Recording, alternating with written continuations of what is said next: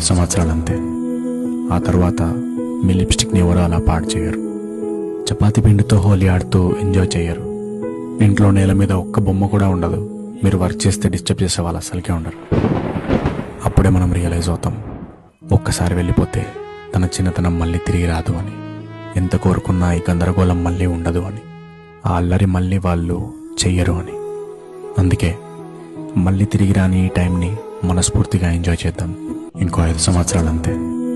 ఆ తర్వాత మీ లిప్స్టిక్ని ఎవరో అలా పాడు చేయరు. చపాతీ పిండితో హోలీ ఆడుతూ ఎంజాయ్ చేయరు. ఇంట్లో నేల మీద ఒక్క బొమ్మ కూడా ఉండదు. మీరు వర్క్ చేస్తే డిస్టర్బ్ చేసే వాళ్ళు అసలుకే ఉండరు.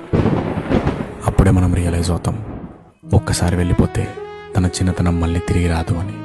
ఎంత కోరుకున్నా ఈ గందరగోళం మళ్ళీ ఉండదు అని. ఆ అల్లరి మళ్ళీ వాళ్ళు చెయ్యరు అని.